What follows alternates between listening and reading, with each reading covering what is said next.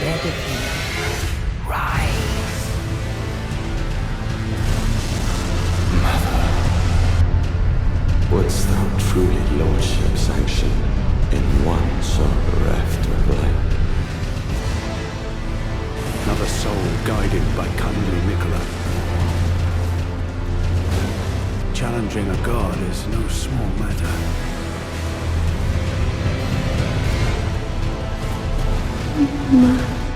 Kill Mikola. Hey guys, welcome to the channel. In today's video we are talking about the brand new DLC for Elden Ring Shadow of the Erdtree. Just a heads up before we get into the video, I will be talking about some pretty spoilery stuff as well as showing many of the late game bosses. So if you guys haven't been spoiled yet already, here is your warning. So as many of you guys know, I am a huge From Software fan. I love all of their games. Elden Ring and Bloodborne are literally in my top 5 favorite games ever, so I was beyond pumped for Shadow of the Erdtree, and I really took my time with this DLC. I explored as many areas as I could, trying out all of the new weapons, fighting all the bosses, many of which are, I might add, are totally missable. In fact, if I'm remembering correctly, I think only 3 of the bosses are required to beat the DLC. I think there's just Mesmer, because you need his flame to burn the roots, Romania, Saint of Blood, because she blocks the roots, and then of course the final boss, Radahn slash Mikola. With that said, I did beat all of the Remembrance bosses, and most of the bosses scattered throughout the world. I'm not sure if I got all of them. Every time I think I did, I end up finding another one. But for the most part, I have all of the map unlocked. I've tried to find as many bosses as I possibly can find. So to start off, I do want to talk about this story. I won't go too far into it because, if I'm being honest, there are some really great videos out there with YouTubers doing a far better job than I ever could. And if I'm being honest, I haven't really looked up many of the lore videos. So a lot of this is just going to be my kind of interpretation of what I've just picked up while playing the game. But my general understanding is that Mikola travels to the Realm of Shadow to become a god in hopes that he can bring back an age of peace. Except for he does a bunch of super evil and twisted things to get there. You see, Mikola's main power is that he's able to charm people. By making people fall in love with him, he's able to manipulate them and to have them do whatever he wants. We soon realize that some of the big important characters from the base game were just being manipulated to do his will. Characters like Mohg, who we thought was super evil and doing some pretty heinous stuff, but in all reality, he was pretty much just being controlled by Mikola. We also find out why Malenia and Radahn were fighting in the first place. We see all those big trailers of, Radahn and Malenia fighting and whatnot. Pretty much, Mikola needs Radahn to be his consort for godhood, and it seems like he didn't want to, at least that's what I was understanding, and that Radahn was strong enough that he was able to resist Mikola's charm.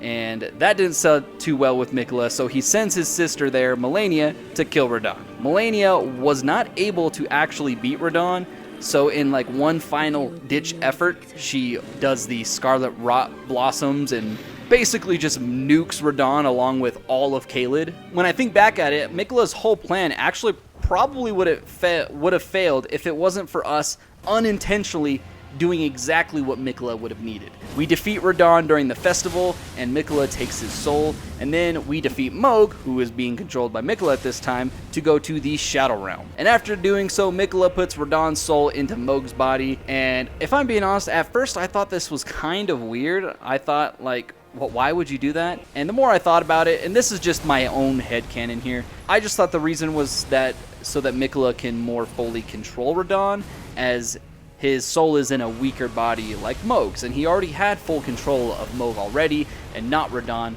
and that was just kind of my thought process there. Otherwise, I don't see why they couldn't just revive Radahn in Radahn's body. It's just because maybe Radahn was just too flippin' strong. Not sure if that's correct or not. Like I said, that's kind of what made sense to me as I was playing the game. In Mikola's path to godhood, we see him cast off several different parts of himself as we encounter many of the crosses at the grace sites, and we learn what he's cast off. Things like his flesh, his arms, legs, body, even his love, which is Kind of crazy because that's where we get more of the confirmation and more story of Saint Trina, which is really cool because after casting off Saint Trina, which is his love, Saint Trina is like, yeah, Godhood's going to be kind of a trap for Miquella, so you should just kill him. It's not what he thinks it is, which by the time we get to the end of the base game, she's totally right. Saint Trina is right, because when we go to the Erdtree and we're inside, we see Marika totally like crucified up there on the Elden Ring rune thing. Being a god would be a prison for Miquella. We also learned that Queen Marika had another child, her eldest child, named Mesmer. And what I got from that particular storyline is that Marika sent Mesmer to wage war on the people that persecute her, the horn set, and that's what we see in like the launch trailer. Mesmer and the whole army going and just demolishing. It wasn't even a war. It was just like Mesmer goes there with all these people to just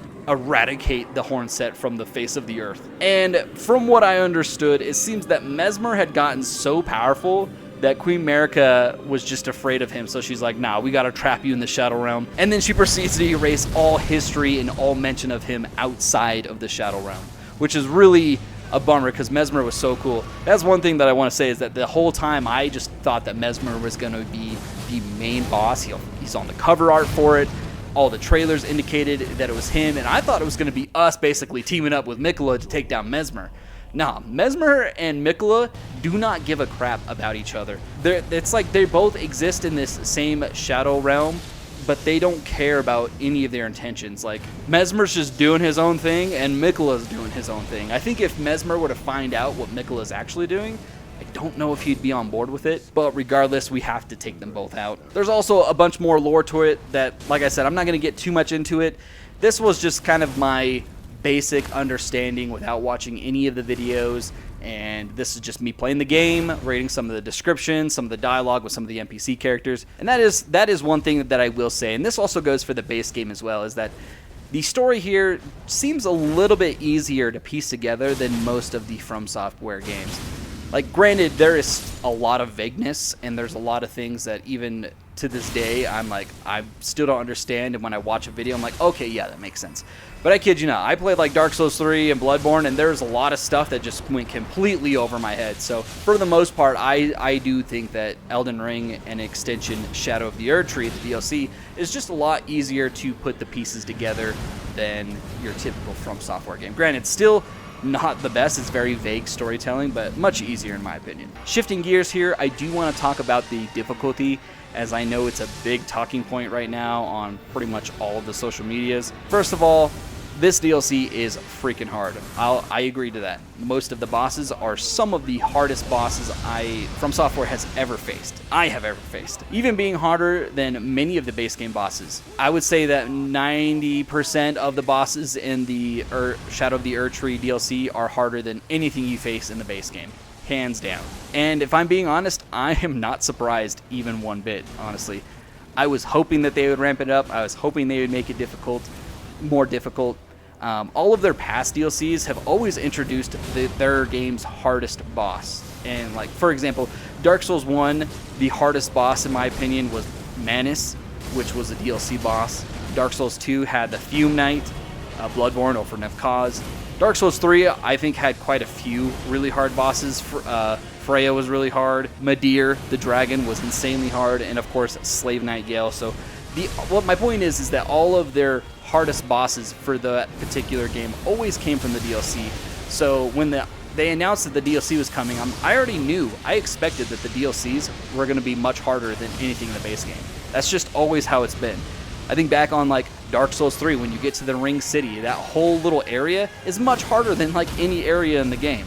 Same with Bloodborne. You go to Bloodborne and you get to the Old Hunters DLC, and like, you're fighting a ton of different like hunters. The NPCs are some of the harder bosses in the game. So that was my point here, is that all the bosses come from that, and I don't know why people are really throwing a huge fit about it. This is literally exactly what I was expecting. And here, personally, I thought Mesmer and Radahn were harder than anything in the base game. And just to make sure I wasn't like, second guessing myself, right after I beat Mesmer, I was like, it took me hours to beat Mesmer, and then I was like, all right, let me go try Melania, and then I beat Melania first try. Not even kidding. So in my opinion, these are way harder than anything else. And one thing that is kind of bugging me is that I see all these people complaining and saying that the game is just, the DLC is just too hard. But within the same breath, I also see them not using like any of the tools to make the game more bearable. A good example is the Shadow Tree fragments. People will complain, but then don't do the time to go out and try to find more of those fragments. You know, From Software knew that everyone was going into this DLC with their super OP Godslayer build, and to prevent people from just steamrolling everything,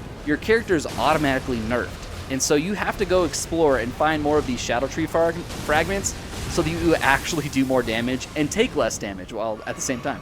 And I see a lot of players not really going out of their way to find these and then wonder why they're getting one-shot by all of the enemies, not even just the bosses. So I do think that the DLC is hard, absolutely. But do I think that it's unfairly hard? No, absolutely not. Find more Shadow Tree fragments.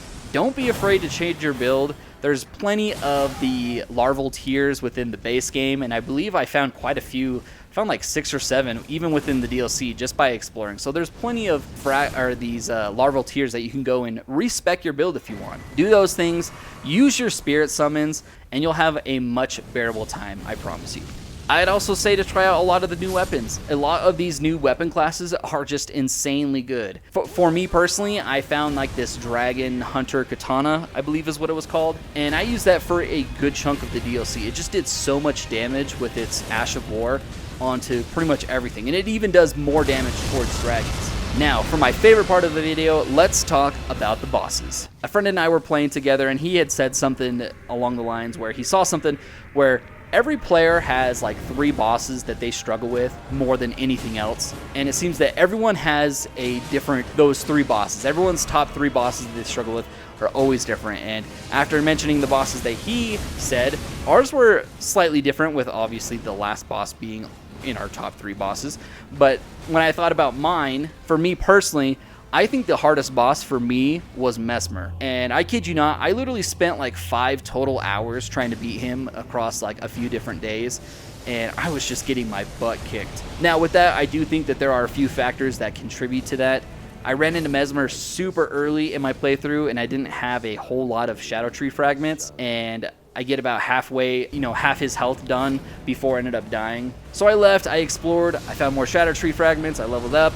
I still had a very tough time, whereas, for example, Radon, the last boss, didn't take me nearly as long. I beat Radon in the same night that I ran into him. It literally did not take me that long. Like, yeah, I still think I spent like a good 2 hours trying to fight him and figure out his movesets, but I spent like 2 whole days trying to fight Mesmer. And like I said, I think part of that is also because at the end of the game, I was pretty much maxed out on the Shadow Tree fragments. I think I was at like 17 or 18 Shadow Tree fragments, and I believe the highest is 20, maybe 22. I don't remember off the top of my head. Don't get me wrong, Radon was still incredibly hard fight, but at least for me, top hardest bosses, like I just struggled with Mesmer so much more. But honestly, I just had so much fun with all the bosses. They were all really fun, really, I think, well-designed bosses for the most part. Some of my favorite bosses was Bale. Bale's like this just huge dragon, and you would think that like they would make it like there was like no cutscene or whatever, and I was like, oh, why doesn't this have this cutscene? The whole fight is a freaking cutscene, man. Like he just does so much epic stuff, like where he slams his claws in the ground and bursts through, and all of a sudden he's got like these lightning spectral wing things. Such an epic boss fight. And then you have like the NPC that's just like yelling like, curse you, Bale, the whole time. Such a good fight. Super epic, just all around a really good fight. That's probably my favorite From Software fight, and definitely the best dragon fight. Despite it taking me a really long time, I also really enjoyed Mesmer. I think Mesmer's whole design was just really cool. His second phase, bringing out the snakes, was really cool. His flame ability, where it slams down and explodes, especially in that second phase where he has like the giant snake slam down, that same ability, super cool. I also really liked Midra, Lord of the Frenzy Flame. Honestly, he was not a hard boss at all, and it took me literally like 2 tries to beat him. Not hard at all, but I just loved everything about that fight. It just made me feel like I was playing like one of the older Dark Souls 1 type games. The setting was super cool. The boss design was really great. I loved the music for this boss fight. Not very hard, like some people may not like it, but I love the lore and everything behind it. Super great fight. Now, some of the bosses that I didn't quite like, I think for the most part, I liked most of them. I think the only two bosses that I just really was not a big fan of, I didn't really hate them, but I didn't really like the Fingers Queen or whatever her name is. I'm drawing a blank on it. Lore-wise, super cool. And then the Putrescent Knight, I thought was okay. He just like did a lot of like flippy stuff. Very hard to read his movements, and like half the time he's flipping around, he doesn't really hit you. He just kind of like flips around. And then he has like that flame attack. And I, for the life of me, could not figure out how to dodge that. Only that, those were like the only two that I was just kind of like, I didn't hate them. I thought they were okay. They just were not in my top. They were kind of average boss fights, in my opinion. But now moving on to some of the cons that I had with the DLC. And I say cons, and they're not even really cons. They're just more like nitpicks. Really just two things that stand out to me that could easily just be fixed in a patch. The first is the bosses blitzing you the very second you enter the arena. I found that highly annoying. Some are easy to figure out after, dying to it a bunch of times. Example are Mesmer's Fire Blast that he does, and also Radahn's like Gravity Tornado thing. The first couple times they do get you, but after you figure out how to dodge it, it's not too bad if I'm being honest, but they do that move without fail every single time I enter the boss arena. But then you have ones that are like Commander Gaius and the Hippo that are just super hard to get out of the way of. They have hitboxes that are the size of a flippin' freight train. Like no matter what I did or how fast I ran or if I hopped on the horse for Commander Gaius, I got hit with it every single time. And I don't know if it's just because they have higher hitboxes, but man, that initial charge with Commander Gaius and that Hippo Chomp grab attack got me every single time. I can't tell you how many times I was like, oh, I'm out of the way of the Hippo's mouth, and it literally like would teleport me right into the Hippo's mouth. But those are just the extreme ones. Almost every boss, in a way, has some sort of move to where they can attack you right as you enter the arena, whether it's a ranged attack or they can leap across the arena. Almost every single boss has an attack that's very similar to that, where they can immediately hit you. And my second kind of nitpick is the Ashes of War, the Spirit Ashes, the summons that you can use. I don't know if it's just changed for the DLC or if it's like this in the base game too, but I remember like the Mimic tier, and not even the Mimic tier, but just like your summons in general, were a lot more helpful in the base game. Obviously, they still do a ton of damage. Like my Mimic still does beast damage, but almost every boss in the DLC that I could summon for completely ignored my summons. I even have footage, hopefully I could throw it up here somewhere, where I want to say it was like Mesmer, where my Mimic was literally smacking on him, and he didn't care one bit. Dude was locked in on me the entire time. It was like I was the summon, and the other guy was the player.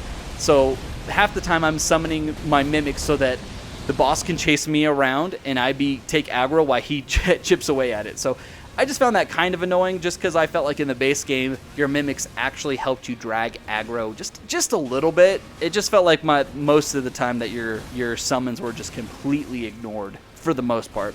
And like I said, both of those things, the blitzing the first second it comes in, and the summons could easily be fixed in a patch. That doesn't seem like it'd be too hard to implement. But those are really just my cons, really. I have like nothing negative. Like even with those things, I was still able to figure out a way around it, or figure out a alternative to get past Commander Gaius and not get hit by the Hippo.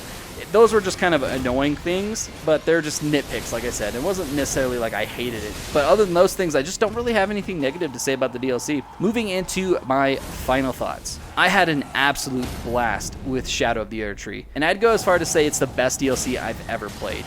There's a lot of really great DLCs out there, and if I'm being 100% honest, I usually don't care too much for DLC, because 99% of the time it's not worth your while. It's usually like a patch that adds a few weapons or this and that. As far as like big expansions, this is top tier, 100%. I've really enjoyed all of the boss fights. They're all super incredible, super fun. Mesmer and Radahn were incredibly hard, but also very satisfying by the time I actually beat them. I really enjoyed all of the new weapons, and even now I'm finding new weapons that I want to try that I just haven't had the time to try yet. And on top of that, I really enjoyed the new story bits that we got. I'm sure there's a ton that I missed from it, but from what little I understand of what's going on with the story, it's been really good. and that is why I'm going to give Elden Ring Shadow of the Erdtree a 10 out of 10. One of the best DLCs that I have ever played. And if I'm being honest, I think this is the best thing that I have played all year. And it's just an expansion, it's just a DLC. If you guys haven't played Elden Ring yet, I highly recommend it. And if you do have Elden Ring, do yourself a favor, go buy this DLC. You will not regret it. This game was so good. The expansion, Shadow of the Erdtree, was absolutely incredible. With that, guys, that's going to be it for my thoughts and my review on Shadow of the Erdtree. Let me know down in the comments below what your favorite boss was from the DLC. Let me know which ones you guys struggled with the most, what was your favorite, and then drop a like on the video and consider subscribing to the channel if you haven't already. And I'll see you guys on the next video.